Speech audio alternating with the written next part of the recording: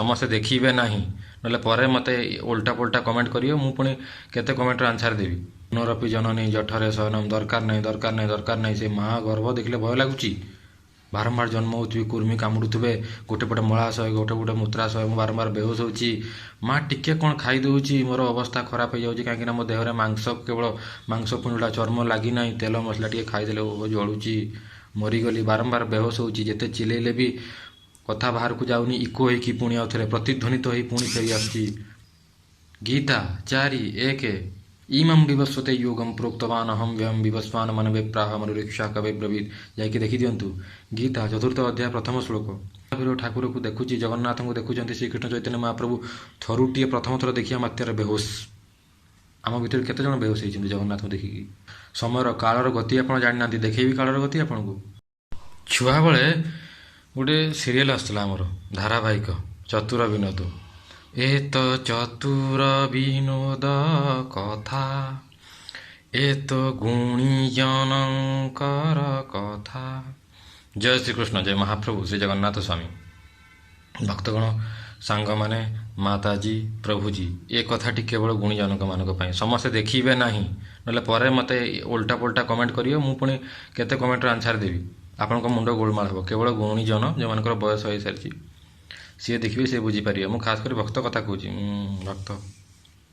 ତ ମହାପ୍ରଭୁ ଶ୍ରୀ ଜଗନ୍ନାଥଙ୍କର ଆଶୀର୍ବାଦ ଆଉ ଜଗଦ୍ଗୁରୁଙ୍କର କୃପାକୁ ନେଇ, ଆଶୀର୍ବାଦକୁ ନେଇ କଥା ଆରମ୍ଭ କରୁଛି। ମୋତେ ଗୋଟେ କଥା କହିବେ, ଆଜ୍ଞା, ବର୍ତ୍ତମାନ ପର୍ଯ୍ୟନ୍ତ ଯାହା ବି ହେଲା, ଯାହା ବି ହେଉଛି ଆପଣଙ୍କ ଜୀବନରେ, ମଜା ଲାଗୁଛି ନା ମଜାଟି ବାହାରୁଛି? କହିଥିଲି ନା, ଚତୁର ବିନୋଦ, ଇଏ ବି ବିନୋଦ ଲାଗିବ ଆପଣଙ୍କୁ, କିନ୍ତୁ କଥାଗୁଡ଼ା ସବୁ ସତ ସତ କହିଦେଇ ଚାଲିବି। ଯେତେବେଳେ ଆମେ ଦେଖନ୍ତୁ, ଘର ଯେତେବେଳେ ତିଆରି ହୁଏ ନା ଆଜ୍ଞା, ଘରର ମୂଳ ଜିନିଷ କେଉଁଟା ଆଜ୍ଞା? ମୂଳଦୁଆ। ଯଦି ଘରର ମୂଳଦୁଆ ଷ୍ଟ୍ରଙ୍ଗ ନଥିବ, ଭୁଲ ଜାଗାରେ ପକା ହେଇଥିବ, ଟେଢ଼ା ମେଢ଼ା ଜାଗାରେ ପକା ହେଇଥିବ, ଗୋଟିଏ ମହଲା ଛାତ ବି ଠିକ୍ ସେ ଠିଆ ହେଇପାରିବନି, ବେଶୀ ଦିନ ଠିଆ ହେଇପାରିବନି, ଟେମ୍ପରାରୀ।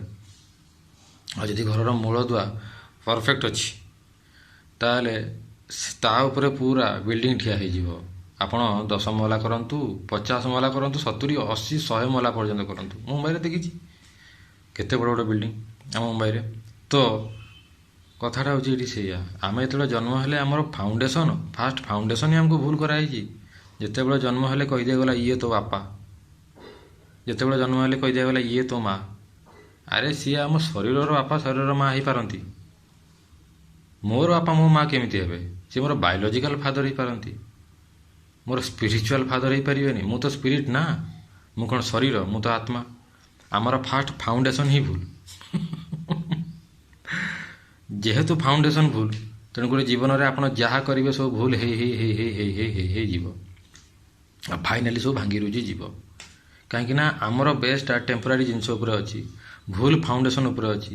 ଇଏ ତ ବାପା, ତେଣୁକରି ଯେତେବେଳେ ଆପଣ ସେବା କରିବେ, ବର୍ତ୍ତମାନ ବାପା ତାଙ୍କରି ସେବା କରିବେ। ଯେତେବେଳେ ଆପଣ ସେବା କରିବେ, ମାଆଙ୍କର ସେବା କରିବେ। ଆଉ ଜଗନ୍ନାଥ କୁଆଡ଼େ ଗଲେ? ଭଗବାନ କୁଆଡ଼େ ଗଲେ?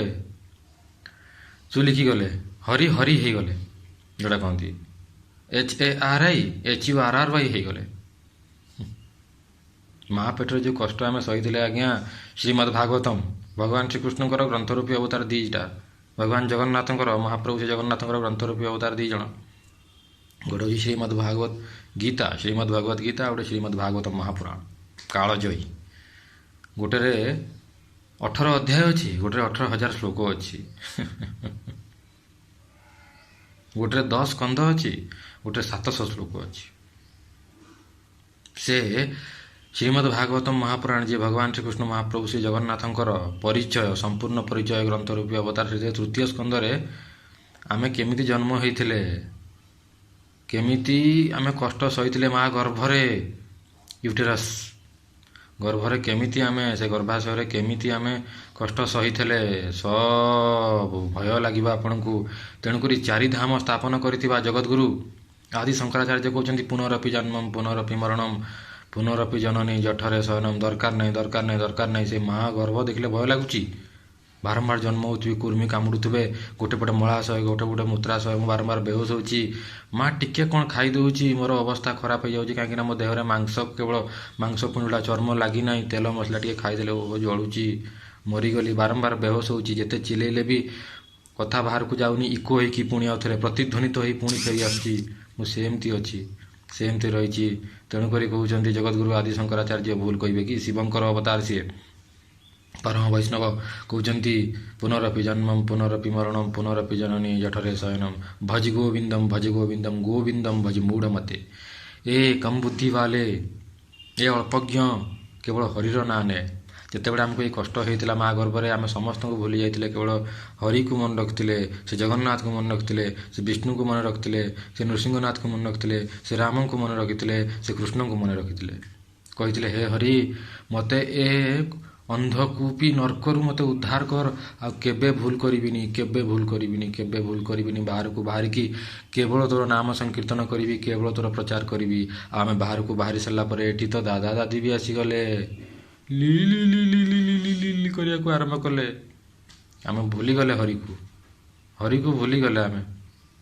ବାପ ଦେଇଥିଲା ନୂଆ ଗାଡ଼ିଟେ ଆଣିକି, ଚାବି ଧରେଇଥିଲା, ଆରେ ପୁଅ ଯା, ବାପା ଗଲୁ ପେଟ୍ରୋଲ ପୁରେଇକି ଆଣିବା, ଆମେ ଟିକେ ବୁଲିବା ପାଇଁ ଯିବା।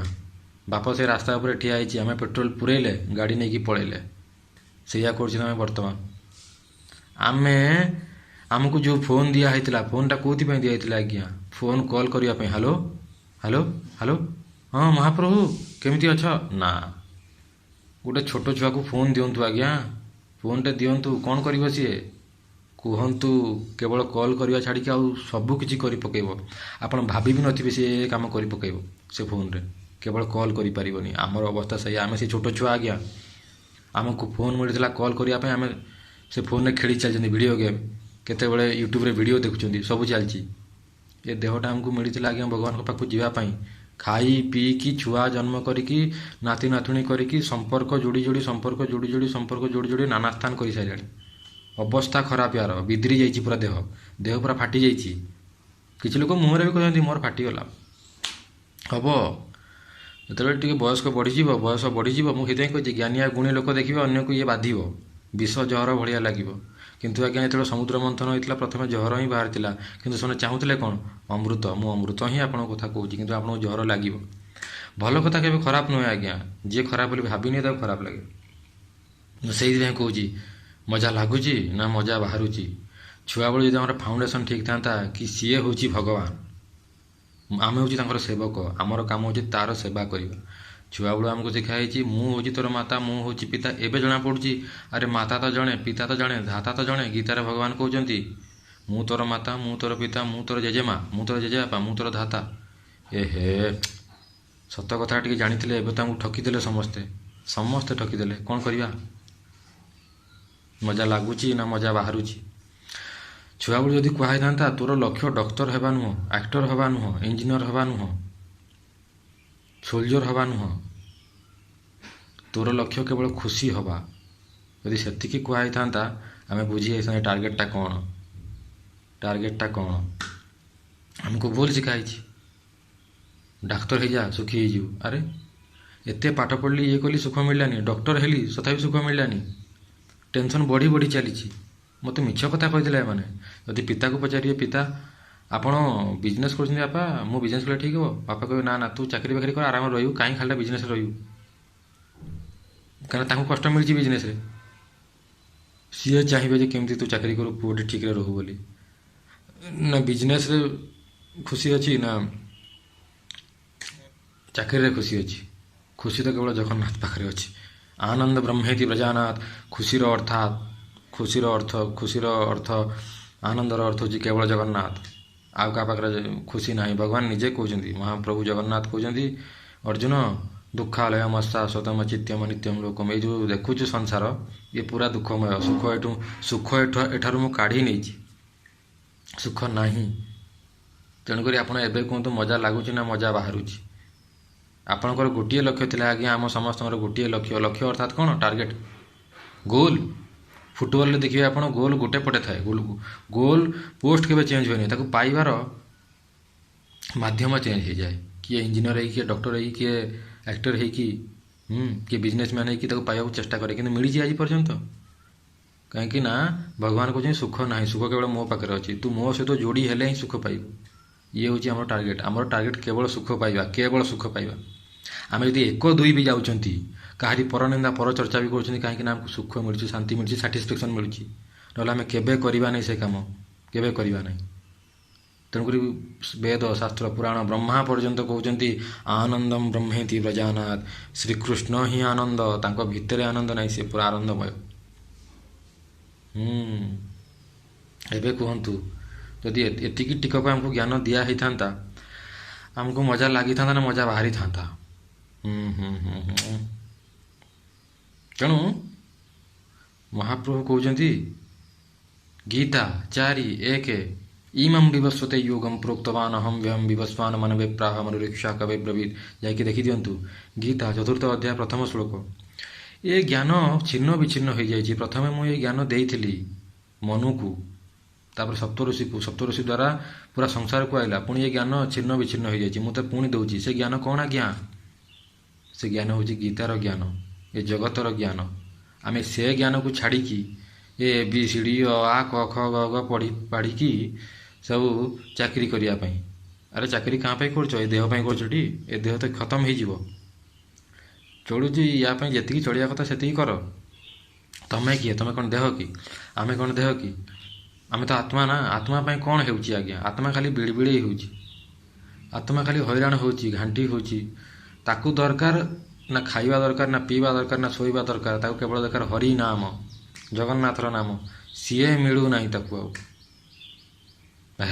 ଆଜି ଆଉ ଯିଏ ନର୍ମାଲ, ଯିଏ ତ ବୁଝିବା କଥା, ନହେଲେ ଖଟି ଖଟି ଖଟି ଖଟି ଆସି ଘରେ ଶୋଉଛନ୍ତି, ପୁଣି ଉଠିଲେ ଖାଇ ପିଇକି ପୁଣି ଆସି ଚାଲିଲେ ଜବ୍ କରିବା ପାଇଁ, ବିଜନେସ୍ କରିବା। ଜୀବନର ଲକ୍ଷ୍ୟ କ'ଣ ଜଣାପଡ଼ିଲା ନାହିଁ।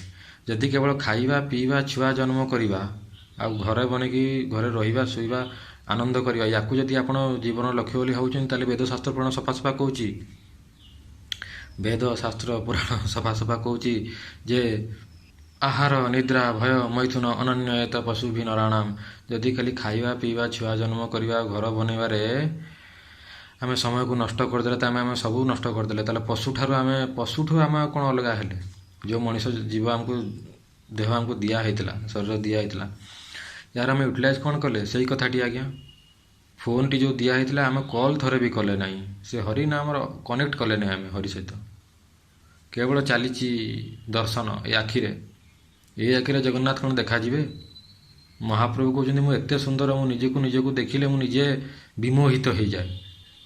ଆମେ ଦେଖିକି ଜଗନ୍ନାଥଙ୍କୁ ବିମୋହିତ ହେଉଛନ୍ତି ନା ବେହୋସ ହେଉଛନ୍ତି? ଶ୍ରୀକୃଷ୍ଣ ଚୈତନ୍ୟ ମହାପ୍ରଭୁ ଯେତେବେଳେ ରାଧାରାଣୀଙ୍କ ମନ ନେଇକି ଆସିଥିଲେ, ନିଜେ କୃଷ୍ଣ, ନିଜେ ଜଗନ୍ନାଥ, ଜଣେ ରାଧା ବିରହ ଠାକୁର, ଜଣେ କୃଷ୍ଣ ବିରହ ଠାକୁର। ଯେତେବେଳେ କୃଷ୍ଣ ବିରହ ଠାକୁର ରାଧା ବିରହ ଠାକୁରକୁ ଦେଖୁଛି, ଜଗନ୍ନାଥଙ୍କୁ ଦେଖୁଛନ୍ତି, ଶ୍ରୀକୃଷ୍ଣ ଚୈତନ୍ୟ ମହାପ୍ରଭୁ ଥରୁଟିଏ ପ୍ରଥମ ଥର ଦେଖିବା ମାତ୍ରାରେ ବେହୋସ। ଆମ ଭିତରେ କେତେଜଣ ବେହୋସ ହେଇଛନ୍ତି ଜଗନ୍ନାଥଙ୍କୁ ଦେଖିକି? ଏ ଭୌତିକ ଆଖିରେ ଭଗବାନ ଦେଖାଯିବେ ନାହିଁ, ଏ କାନରେ ହରିନାମ ଠିକ୍ସେ ଶୁଣାଯିବ ନାହିଁ, ଏ ମୁହଁରେ 1000 ଥର 1,00,000 ଥର ଆପଣ ଜପ କଲେ ବି କିଛି ମୂଲ୍ୟ ମିଳିବ ନାହିଁ, ଯେପର୍ଯ୍ୟନ୍ତ ମନ କନେକ୍ଟେଡ଼ ନ ହେଇଛି। କୁହାଯାଉଛି ବାରମ୍ବାର, ମନ ହିଁ କର୍ତ୍ତା କୁହାଯାଏ, ମନ ହେଉଛି ଇନ୍ଦ୍ରିୟମାନଙ୍କର ରାଜା। ମନ ଏବ ବନ୍ଧନୋ କାରଣ ମୋକ୍ଷ। ମନ ହିଁ ହେଉଛି କେବଳ ବନ୍ଧନ ଆଉ ମୋକ୍ଷର କାରଣ। ମନ ହିଁ ଆମକୁ ନେଇକି ପହଞ୍ଚେଇବ ସେଇଠି, ଆଉ ମନ ହିଁ ଘୁରଉଛି ଆମକୁ ଏ 84 ଲକ୍ଷ ଯୋନିରେ। ଯେତିକି ଜ୍ଞାନୀ ଗୁଣୀ ବ୍ୟକ୍ତି ଶୁଣନ୍ତୁ, ଅନ୍ୟମାନେ ବାରମ୍ବାର କହୁଛି, ଯଦି ଏପର୍ଯ୍ୟନ୍ତ ଶୁଣୁଛନ୍ତି ତାଙ୍କ ମୁଣ୍ଡ ଖରାପ ହେଇଯିବ, କାହିଁ ସେମାନେ ଦେଖିବେ? ସେମାନେ ଦେଖନ୍ତୁ ନାହିଁ। ଜ୍ଞାନୀ ଗୁଣୀ ଭକ୍ତ ଯିଏ, ସାଧନା ଭକ୍ତରେ ଯେଉଁମାନେ ଆସିସାରିଲେଣି, ସେମାନେ ଦେଖନ୍ତୁ, ସେମାନେ ବୁଝିପାରିବେ। ମନ ହିଁ ବୁଲଉଛି ଆମକୁ। ମନ ଦ୍ୱାରା, ମନକୁ ହିଁ ସାଧନା କରିବାକୁ ପଡ଼ିବ ଆମକୁ। ଯେଉଁ ଜିନିଷ ଆମେ ଭୌତିକ ଜିନିଷରେ ଲଗାଉଥିଲେ, ମା ପ୍ରତି, ପିତା ପ୍ରତି, ସ୍ତ୍ରୀ ପ୍ରତି, ଛୁଆ ପିଲା ପ୍ରତି, ନାତି ନାତୁଣୀ ପ୍ରତି, ସାଙ୍ଗମାନଙ୍କ ପ୍ରତି, ନା, ଏବେ ସେଇ ମନକୁ ବୁଲେଇ ଦିଅନ୍ତୁ ଜଗନ୍ନାଥ ପଟେ। ସାଙ୍ଗ ଦରକାର, ଜଗନ୍ନାଥ ସାଙ୍ଗ। ପତି ଦରକାର, ଜଗନ୍ନାଥ ପତି। ପିତା ଦରକାର, ଜଗନ୍ନାଥ ପିତା। ନାତି ନାତୁଣୀ ଦରକାର, ଜଗନ୍ନାଥ ଆପଣ ନାତି ନାତୁଣୀ। ଏ ଅଭ୍ୟାସ କରନ୍ତୁ। ଏ ଅଭ୍ୟାସ ଯଦି ନ କରିବେ, ସମୟ ବାରମ୍ବାର, ମାନେ ବହୁତ ସ୍ପିଡ଼ରେ ଗଡ଼ି ଯାଉଛି। ସମୟର, କାଳର ଗତି ଆପଣ ଜାଣିନାହାନ୍ତି। ଦେଖେଇବି କାଳର ଗତି ଆପଣଙ୍କୁ। କରୋନା କେବେ ହେଇଥିଲା ଆଜ୍ଞା? ମନେ ପକାଉନାହାନ୍ତି। ଆପଣ ଗଣି ପାରିବେନି, କିନ୍ତୁ କରୋନା ଗଲା କେମିତି? ଏମିତି ଗଲା, ଗୋଟିଏ ଚୁଟକିରେ ଗଲା। କରୋନା 7-8 ବର୍ଷ ପୂର୍ବ ହେଇଥିବ, ଏମିତି ଗଲା ନା। ମଣିଷ ଜୀବନ କେତେ ଆଜ୍ଞା? 100 ବର୍ଷ ବି ନୁହଁ, 70-80 ହେଲେ ବହୁତ। 70 80 ହେଲେ ବହୁତ। ମୁଁ ଗୋଟେ ଚୁଟକିରେ 8 କରିଦେଲି, ଯଦି 10ଟା ଚୁଟକି ମାରିବି